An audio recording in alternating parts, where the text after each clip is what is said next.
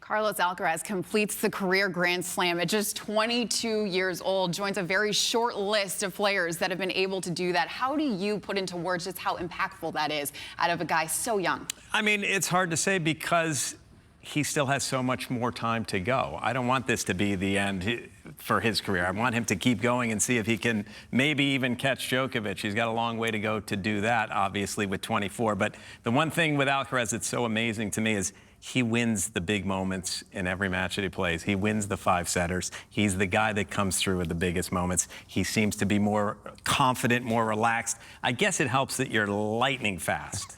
So if you're a little tight, you can still run down every ball, and that gives you somewhat of an edge. Well, no kidding. You had a little bit of a conversation on your own podcast. What was a bigger deal? The amount of Grand Slams in total, or making sure you knock all four off the list? What do you think is a bigger achievement? I mean, you want to knock off all four, in my mind. You want to have the career Grand Slam. And to look, for Carlos Alcaraz, to do this, to set the history books to be the youngest man to do it in the Open era, that is something that is remarkable. That goes down in the history books forever. I mean, that's something Roger, Rafa, Novak weren't able to do. So to etch your name into history, especially with those guys of this generation playing tennis, it's remarkable, and it's just so much fun to watch Carlos Alcaraz play tennis. He is a must-watch every single time he steps on court. Obviously, the next slam being Roland Garros, a place that he's already won twice in his career. At this point, gentlemen, would you say he's the best all-court player that we have on tour right now? Who wants to take that one first? Yes, I think he's the best all-court player on tour right now.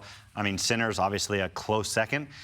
And it's just these two guys are just head and shoulders above. I mean, as Jimmy mentioned, I don't think anybody can beat Carlos and Jannik in back-to-back matches at a slam.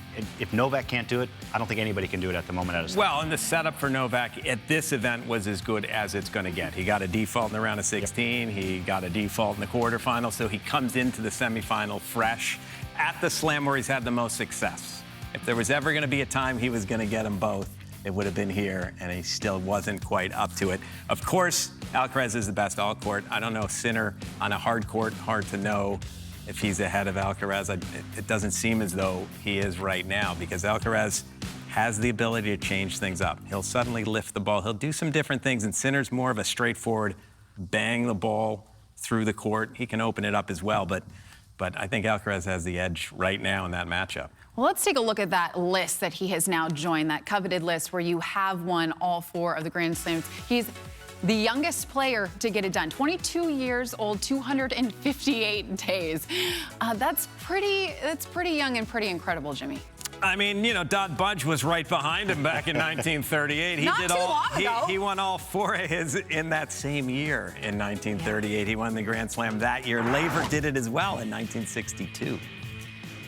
What a crazy achievement for someone so young, and he's still going. 7 major titles already here for Carlos Alcaraz, and it's quite endearing because he does it in such a exciting manner, and it's quite endearing because it seems like he's having so much fun, liking it to a kid going out and playing recess. He's enjoying it so much. In fact, we have footage of going into that major final of him dancing in the locker room before Stevie. And when you're about to go into one of the biggest matches of your career, are you jamming like that? I'm not doing that. I don't have any rhythm, so that would be a bad look for me at any time. But for him, he looks like he's having a fun time out there. It's because he is. I mean, he loves the game of tennis. He loves the atmosphere out there. He loves playing for the crowd. And when you're that relaxed, that just helps you play that much better. So it's really awesome to see his personality, his demeanor out there on the court. I mean, he is a kid. He's 22 years old, but what he's accomplished, and I will say, writing job finish on the camera, I hope that's not the case, because he's still 22 years old. I want to see him win a lot more slams and a lot more majors. Yeah, that was the part I didn't like. I didn't like the job finish. It's not finished. He's got a lot to go, hopefully. And wouldn't you have fun if you could hit the shots that he hits? Every shot he hits, he always, there's a highlight reel, and I would have been laughing and going, look at how great I am. Apparently, he's going to get a kangaroo tattoo on his leg. He is going to need he's going to have a full body tattoo at some point with all the slams he's winning. It sounds like he's not going to get one just every time he wins one. It's more of it'll become old hat at some point. Yeah, so then they're done. Yeah. Is it really ever like that?